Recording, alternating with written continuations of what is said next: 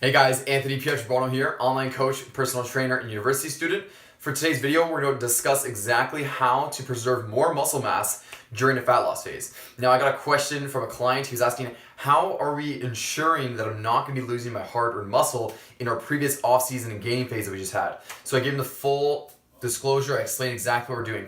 Essentially, first step was we made sure that he's progressively overloading from week to week. Now, how you do this during a fat loss phase is what you do is you establish the current potential of how they're performing currently. So you see, okay, what is my current gym performance? What numbers can I hit for specific lifts? Once you know all of those numbers, then you can go ahead, take a few steps back, reduce those numbers and say, okay, we're gonna start hitting these numbers this week, and then each week we're either going to progress the load or we're gonna progress the amount of repetitions. Both influencing, so if you influence the load or if you influence the number of repetitions, you're both influencing the total volume that that person is completing in each session.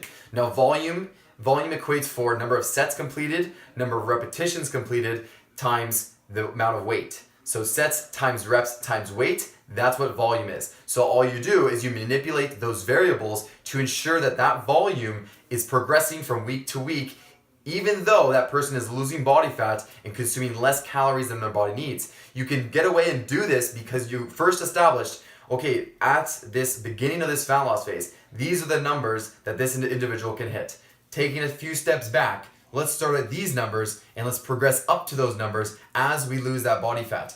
Your body just knows that you're giving it a stimulus that is more than it handled previously. Whenever you give your body a stimulus more than it handled previously, that's considered progressive overload, and your body is forced to adapt to that and meet those standards. So if you have enough protein in place, then you can still progress and actually increase those lifts up to a certain point. Now this is up to a certain point, meaning, when you're going from 10% body fat to 6 or 7% body fat, yeah, your performance is going to decrease. When you go from 15% body fat to 10% body fat, you can certainly increase your performance from that jump.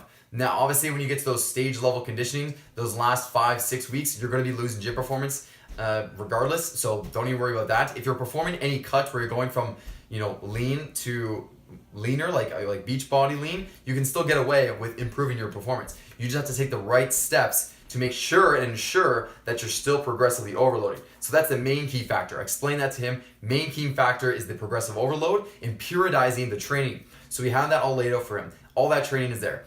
Next steps, what we did was with his nutrition, we're optimizing nutrient timing. That's another more specific scenario that you can get away with if you're more serious about your goals. It can account for about 10% of your results.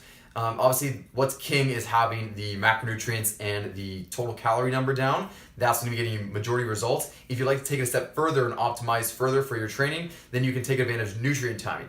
So we have his nutrient timing optimized. What does this mean? This means that we're going to have more of those carbohydrates all placed around his training, around his peri-workout setting. Peri-workout means pre, intra, and post-workout setting, which is the nutrition. So we have 50 grams of highly branched cyclic dextrin that he's consuming during his workout to fuel his workout. That's going to be giving him that drip to make sure his blood glucose levels are staying elevated, that way he can continue to perform. In his pre-workout meal, we have some minimal fats, so we actually just choose something like a chicken with rice, and we add some sodium to that, so some salt, so some hot sauce, providing him with a stable glucose level, some protein to spike that muscle protein synthesis, and then we got the highly branched cyclic dextrin in the intra-workout. Post-workout, we're having, again, a low-fat, high-protein, high-carb meal. We actually have, particularly just blends a shake where he puts a banana, scoop of whey, and some milk, and then he'll just consume that. It's got the quick-acting sugars in there with the protein, the whey, all quick-acting. Then later on, about an hour later, he's going to be having a whole meal. He can have some fats. We're having more like a fattier meat with some potatoes. That's going to be taking advantage of the peri-workout setting. So he doesn't have any carbohydrates outside of his pre, intra, and post-workout setting. That's going to be optimizing his nutrient timing, and that's when his body is most insulin sensitive. So that's where he's going to be partitioning his nutrients most effectively, and that's why we did that. So then he can perform his absolute best during that period. Now, times at night and in the morning, it's just high fat, high protein because he trains midday. So you have to figure out when you train, optimize your nutrition for that peri-workout setting to make sure that you're getting the right nutrients at the right times for that training session. So figure out when you typically train, optimize your nutrition around that. Those are the two main things that we have structured. There's much more we go over. Obviously, hydration is a huge role. So electrolytes, your total water intake. There's there's much more factors that go into this. But honestly, if you can take care of those two main factors, you can take a large leap in how much muscle you can actually maintain while you're going through your fat loss phase. So two main tips: ensure progressive overload, periodize that training, make sure you're progressing from week to week, and optimize your nutrient timing for that workout in that peri-workout setting.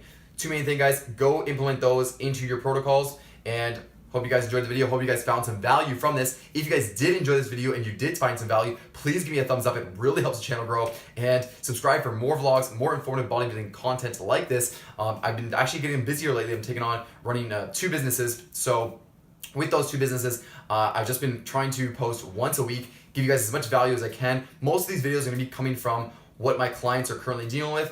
Right now I have around 21 clients that I'm coaching. A lot of shows coming up, so I have a lot of people competing. I'll try to get some case studies and show you guys more information on the full track log and how we're approaching our approach to the show in exactly their progress. So I'd like to share more of my clients' progress, but again, real busy just coming up with this video for you guys. The main problem why I'm not posting as much on YouTube is the editing factor. It takes me a long time to edit. I'm going to need to find an editor to put that stuff together, and I really dislike the editing. It takes me, because I'm inefficient at it. So anyways, enjoy the video, guys. Hope you guys enjoyed it. Thumbs up if you like it. Subscribe for more vlogs, and I'll see you guys in that next video. Peace.